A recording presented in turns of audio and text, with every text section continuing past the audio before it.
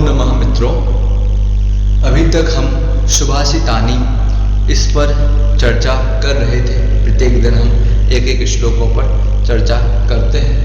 हमारी ये 14वीं कक्षा है, इसमें हम 14वें नंबर के श्लोक पर ही चर्चा करने वाले हैं। 14वां नंबर का श्लोक आपको स्क्रीन पर शो हो रहा होगा, इसको यहाँ से अपन पढ़ते हैं।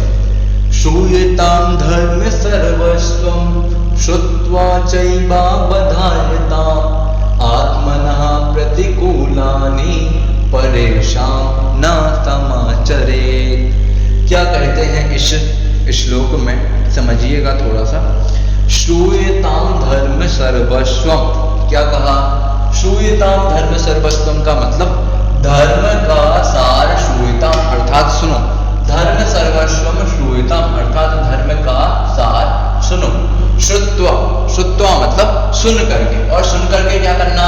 श्रुत्वा अर्थात सुन करके, श्रुत्वा चा मतलब और श्रुत्वा अर्थात सुन करके, एक मतलब उसको ही मतलब होता है ही, तो तत् ही, तत् शब्द की अनुवृत्ति ले लो, तत् ही अर्थात उसको ही अवधार्यताम, अवधार्यताम मतलब अवधारण करो। कि क्या करो? सबसे पहले धर्म सर्वस्वम श्रूयताम अर्थात धर्म का सार सुनो, और श्रुत्वाच अर्थात और सुन करके, उसको ही अवधार्यताम, अवधार्यताम अर्थात अवधारण करो, अर्थात धारण करो, वैसी ही क्रिया को करो। आत्मना प्रतिकूलानि अर्थात जो स्वयं को प्रतिकूल लगता हो। आत्मना प्रतिकूलानि अर्थात जो हमें स्वयं को प्रतिकूलानि अर्थात प्रतिकूल लगने वाला हो, ऐसा आचरण परेशान समाचर, परेशान समाचर, ऐसा आचरण जो हमको भी प्रतिकूल लगता है, वह आचरण हमें परेशान अर्थात दूसरों के साथ, न अर्थात नहीं समाचरित मतलब करना चाहिए।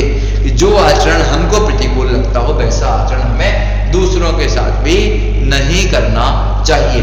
ये सूक्ति वाक्य है, परेशान न समाचरित, कि जैसे हो सकता है जैसे कोई हमें दुख दे मतलब कोई हमारे साथ मार पीट कर दे, हमें कोई जोर से थप्पड़ मार दे बिना किसी कारण के, तो हमको बुरा लगता है। तो वैसा जैसा उसने हमारे साथ किया है, वैसा आचरण हमें दूसरों के साथ भी नहीं, जो हमें प्रतिकूल लगता हो। उसने हमें थप्पड़ मारा, ये हमें प्रतिकूल लगा, ऐसा ही तुम किसी को थप्पड़ मार दो तो वो उसके लिए प्रतिकूल होगा। इसलिए जो आचरण प्रतिकूल लगने वाला हो, जो स्वयं को प्रतिकूल लगता हो, ऐसा आचरण हमें दूसरों के साथ भी नहीं करना चाहिए। ऐसा श्लोक का ये अर्थ है। शब्दार्थ पर ध्यान देते हैं। शब्दार्थ क्या है? कि धर्म सर्वस्वम अर्थात धर्म का सार, श्रूयताम अर्थात सुनो, श्रुत्वाचा और सुन करके, एक अर्थात उसे ही क्या करो? अवधारित अर्थात अवधारण करो या पालन करो।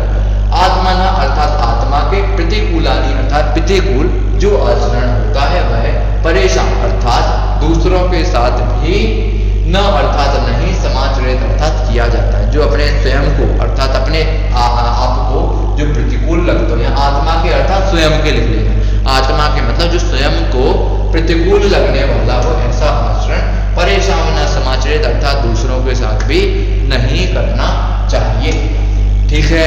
इसके बाद आप इसमें भावार्थ में देखिए, धर्म का सार सुनो और सुन करके ही अवधारण करो अर्थात उसका पालन करो। आत्मा को मतलब स्वयं को प्रतिकूल लगने वाला आचरण तो अन्यों के साथ भी नहीं करना चाहिए। जो आचरण स्वयं को प्रतिकूल लगे, वैसा आचरण दूसरों के साथ भी नहीं आचरना चाहिए, नहीं करना चाहिए, ऐसा यहाँ पर कहा गया। संधि देख लेते हैं। संधि में चा धन एव, यहाँ पर कौन सी संधि? चैव वृद्धि संधि का प्रयोग है, आ और ए मिलकर के आई हो जाएगा।